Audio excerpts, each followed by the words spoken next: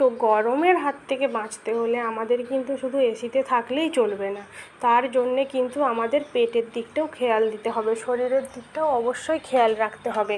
তো তাই এই গরমের সকালবেলায় আমি নিজেকে ভালো রাখার জন্যে, সুস্থ রাখার জন্যে আমি নিজেই বাড়িতে দই বসিয়েছি, আর সেই দই দিয়ে আজকে আমি দই চিড়েটা মাখবো।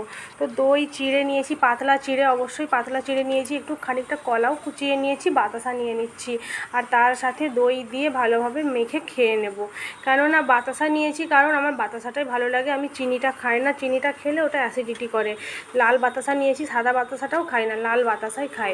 তো এটা আমি সাজেস্ট করব যে লাল বাতাসা সবাইকে খাওয়ার, কারণ চিনিটা সত্যি খুবই খারাপ জিনিস। তো যাই হোক, যে সেটা তার সবার ব্যাপার আলাদা। তো যাই হোক, ওটা আমার খেয়ে নিচ্ছি। তো চলো, এরপরে আমি চলে আসছি রান্নায়। তো রান্নার জন্যে আমি এখানে আজকে একটা অন্য রান্না করছি, সমস্ত রকম সবজি দিয়ে। তো তার জন্য আমি ঝিঙে নিয়েছি, লম্বা লম্বা করে ফালি করে ঝিঙেটা কেটে নিয়েছি, আলুও কেটে নিয়েছি, বরবটি নিয়েছি, আর সজনে ডাঁটা। তো দেখতেই পাচ্ছ সবজিগুলোকে সব কীভাবে কেটেছি, লম্বা লম্বা করে, বেশ খানিকটা লম্বাই থাকবে ঝিঙেটা 1 আঙুলের সমান। আর এই রান্নাটার জন্য যে মশলাটা লাগবে সেই মশলাটাও আমি নিয়ে নিচ্ছি। সাদা সর্ষে নিয়েছি, তো খানিকটা পোস্ত নেব।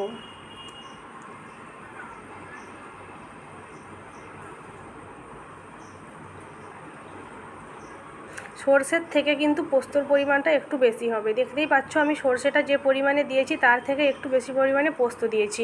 আর 4টে কাজু বাদাম নিয়ে নিচ্ছি, অবশ্যই ওটা হাফ করা কাজু বাদাম, মানে গোটা হলে 2টো।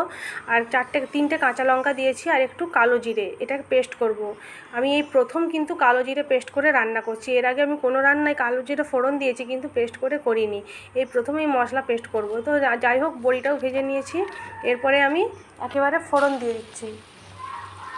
শুকনো লঙ্কা দিয়েছি, তেজপাতা দিয়েছি, আর 5 ফোড়ন দিয়ে ফোড়নটা ভাজা হয়ে গেলে সব সবজিগুলো ধুয়ে রেখেছিলাম যেগুলো, ওগুলো আমি ওর মধ্যে দিয়ে দিচ্ছি। ঝিঙে, আলু, সজনে ডাঁটা, বরবটি।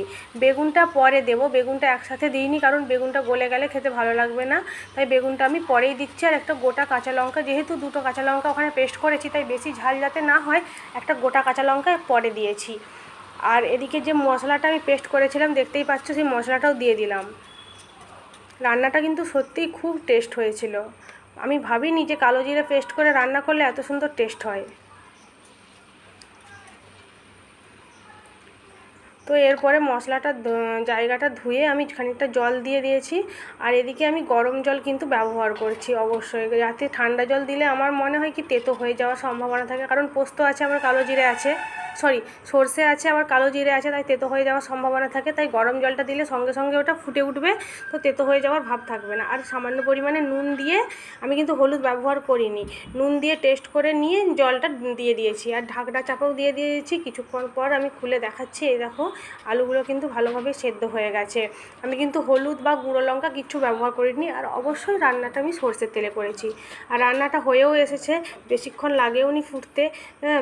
তো তাই আমি এরপরে বড়িটাও দিয়ে দিয়েছি, যে বড়িটা ভেজে রেখেছিলাম কিছুটা গোটা দিয়েছি, আর বাকি বড়িগুলো আমি হাতে করে গুঁড়িয়ে নিয়ে একটু ভেঙে দিয়ে দিয়েছি, টেস্টটা যাতে ভালো হয়। এরপরে আমি সামান্য অল্প পরিমাণে ঘি দিয়েছি, আর তার আগেই দেখতে পেলে যে আমি একটু চিনি হাতে করে অল্প করে নিয়ে চিনিটাও দিয়ে দিয়েছি। আর নুনটা যে যার টেস্ট মতো একটু খানিকটা চেক করে দিয়ে দেবে। তো এরপরে রান্নাটা আমার ভালোভাবে কিন্তু হয়ে গেছে, ঘিটা দিয়ে সামান্য কিছুক্ষণ ফুটতে দেব, যেহেতু চিনিটা দেওয়া হয়েছে শেষে, তাই চিনিটা একটু গলার জন্য টাইম দিতে হবে।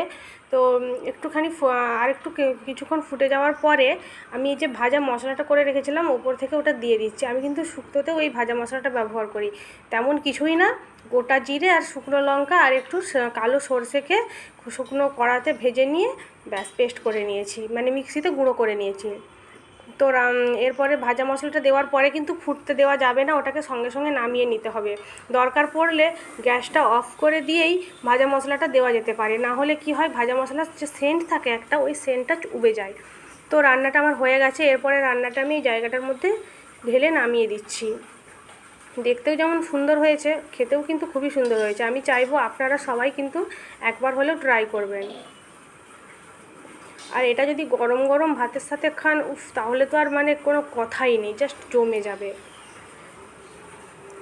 তো দেখতেই পাচ্ছ, দেখেই বুঝতে পারছো যে কত সুন্দর হয়েছে। সবাই ভালো থাকবেন, টাটা, আবার দেখা হচ্ছে অন্য ভিডিও।